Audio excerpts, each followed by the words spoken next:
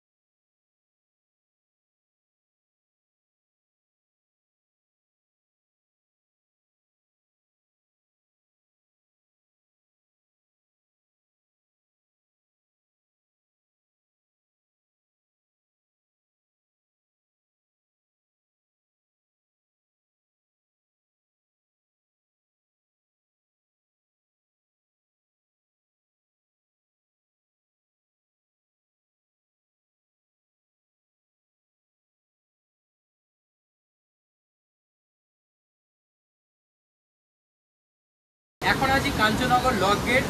Lock গেটে আসার পর এখানকার ভিউ দেখে না মন ভরে গেল। তোমাদের দেখাচ্ছি একবার, জাস্ট এদিকে দেখা একবার।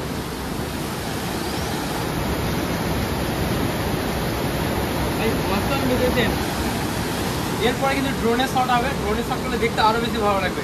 তো দেখতে থাকো।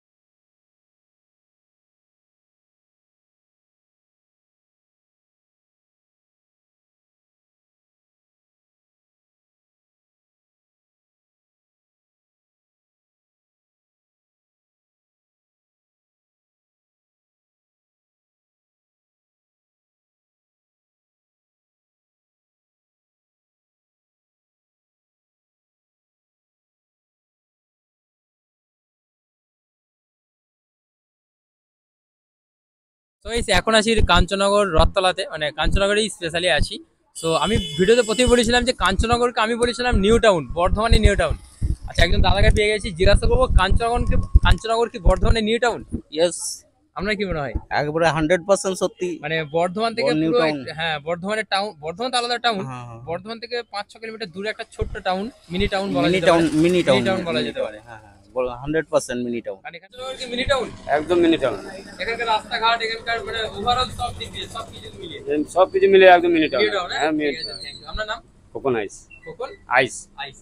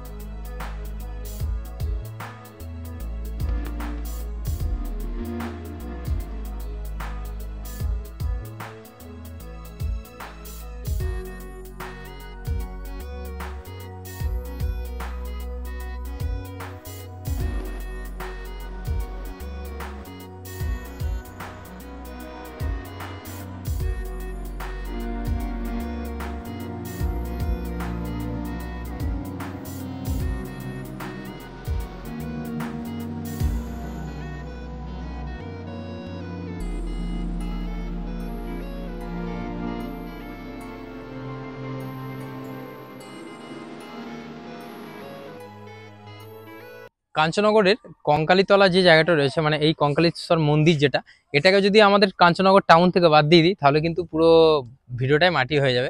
আর তার কারণ হচ্ছে কাঞ্চননগরের মূল আকর্ষণ জায়গা সেটা হচ্ছে এই কঙ্কালীতলা। আর অনেকের মতে বর্ধমানের সব থেকে বড় উৎসব নাকি কাঞ্চন উৎসব। তো তোমরা কমেন্ট করো বর্ধমানের সব থেকে বড় উৎসব কাঞ্চন উৎসব কিনা। তো আমার মতে বলে বর্ধমানের সব থেকে বড় উৎসব কাঞ্চন উৎসব। কাঞ্চননগরের রূপকার সেটা হচ্ছে খোকন দাস মহাশয়। উনি কিন্তু কাঞ্চননগরের জন্য অনেক কিছু করেছেন। তো সেটা তোমরা হয়তো ভিডিওতে দেখতে পেলে, সেই জন্যই বর্ধমানের টাউন বা মিনি টাউন বা নিউ টাউন যেটা বলবে সেটাই। তো এখানে আরেকটা জিনিস আছে, সেটা হচ্ছে 10 টাকায় মায়ের ভোগ পাওয়া যায় এখানে, অন্ন।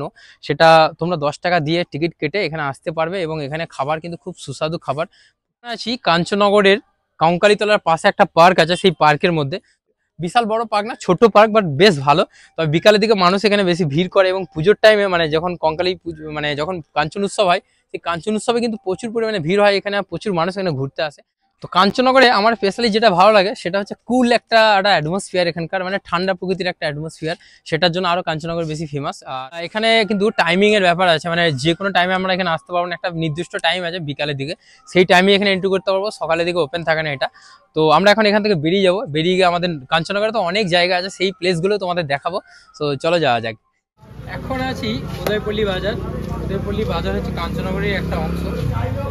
এবার দেখাই তোমাদের, এখানে বাজার কিন্তু অনেক ক্রাউড, এবং অনেক ক্রাউড হয়, অনেক ভিড় হয় এই বাজারে, অনেক বড় বড় বাজারটা কাঞ্চন। তো এই বাজারে একটু ফুটেজ তোমাদের দেখাবো, বাজারটা কতটা বড়, এবং কাঞ্চননগর উদয়পল্লী বাজার। তো দেখতে থাকো ভিডিও।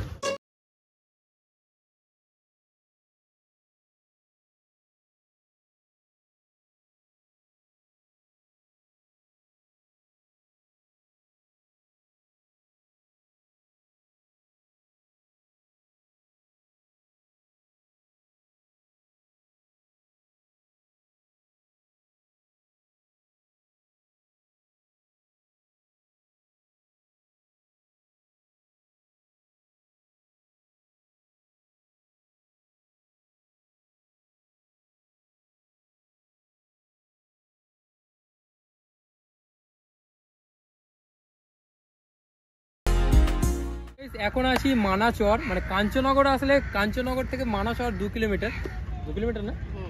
তো কাঞ্চননগর যদি তোমরা ঘুরতে আসো, মানাচর তো তোমাদেরকে আসতেই হবে। আর মানাচরে এসে কিন্তু সামনে পেয়ে যাবে দামোদর।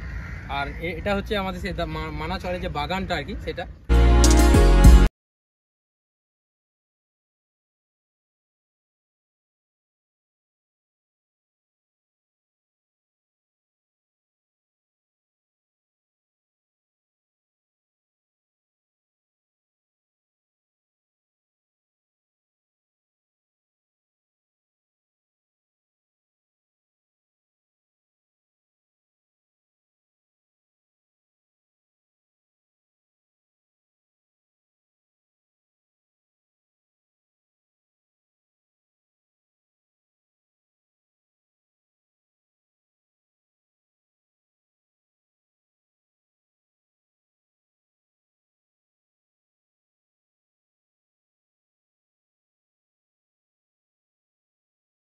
মানাচরে আসার পরে একজন ভাইয়ের সাথে দেখা হয়ে গেছে, নীলাভর সাথে। এর নাম হচ্ছে নীলাভ।